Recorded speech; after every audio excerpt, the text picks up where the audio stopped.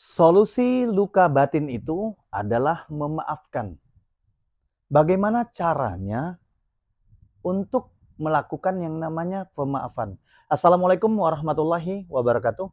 Bersama dengan Abdul Rais, terapis mental kesehatan. Berbicara tentang luka batin, teman-teman.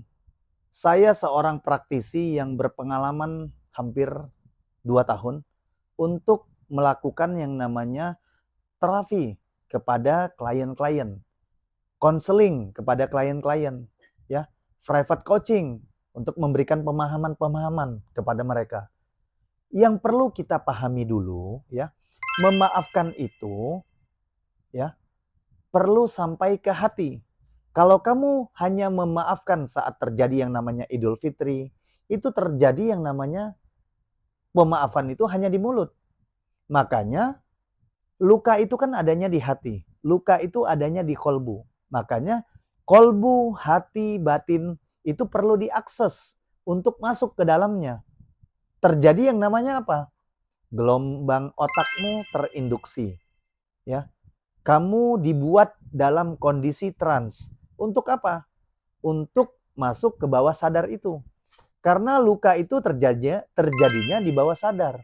Karena luka itu terjadinya di mana? Di subconscious mindmu. Maka dari itu teman-teman, ya, memahami yang namanya pikiran bawah sadar itu bisa menyembuhkan luka batinmu.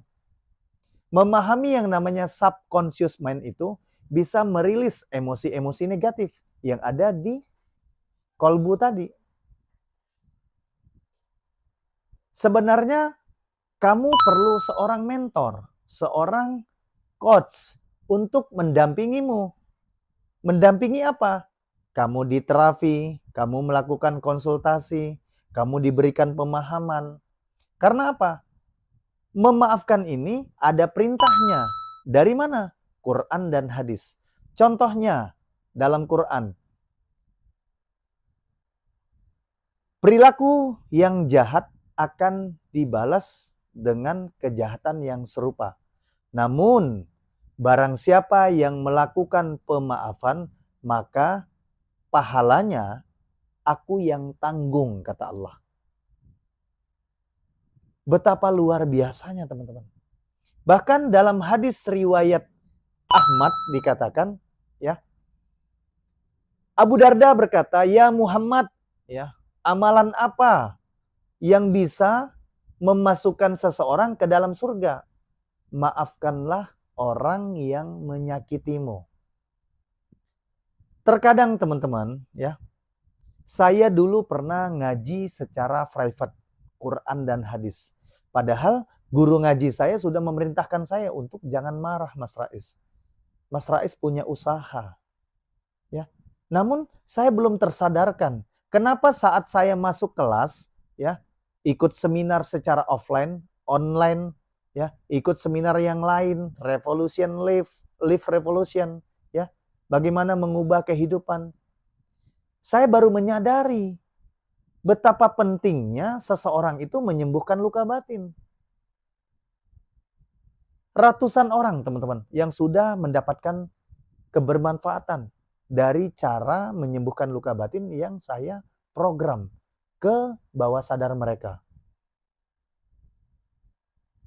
Ada yang harus diterapi, ada yang hanya mendengarkan private coaching saya, ada yang mendengarkan saat saya live, ya. Berbagai macam testimoni, teman-teman. Jadi, kalau kamu menginginkan yang namanya hidup tenang, hidup damai, ya, program ulang, teman-teman. Program ulang yang namanya bawah sadar ini. Bawah sadar ini punya kendali 90% atas perilakunya seseorang. Jadi kalau seseorang mengalami luka batin, itu disebabkan karena seseorang belum pintar mengelola sebuah informasi yang masuk melalui penglihatannya, yang masuk melalui pendengarannya, sehingga dia rasakan belum positif. Kalau orang pintar mengelola yang namanya informasi saat masuk itu, dia mudah kok menstempel, memberi arti yang positif. Walaupun sikap seseorang yang dia lihat tadi, dia dengar tadi, dia rasakan tadi negatif. Saya sebagai praktisi teman-teman, betul-betul mempraktekkan ini. Ya, baik dalam lingkungan terdekat saya maupun lingkungan yang jauh dari saya. Artinya apa? Dalam rumah tangga saya sudah mensugesti anak-anak saya untuk punya mindset yang baik. Ya, anak-anak saya pernah mengalami yang namanya luka batin. Istri saya mengalami yang namanya luka batin. Istri saya sampai harus dioperasi kantong empedunya. Anak-anak saya ya harus mengalami yang namanya ketakutan kalau bersama saya. Nah, hal-hal inilah yang sangat luar biasa, teman-teman. Makanya luka batin itu bukan disembuhkan dengan cara minum obat penenang, ya. Psikosomatik itu akibat dari seseorang yang mengalami luka batin. Nah, psikosomatik ini seperti nyeri kepala, nyeri lambung, ya, nyeri pinggang, nyeri kaki. Itu ada faktor psikologis dan fisiologisnya. Makanya saya bisa memberikan solusi untuk psikologisnya. Bahkan psikologis ini punya dampak besar 90%.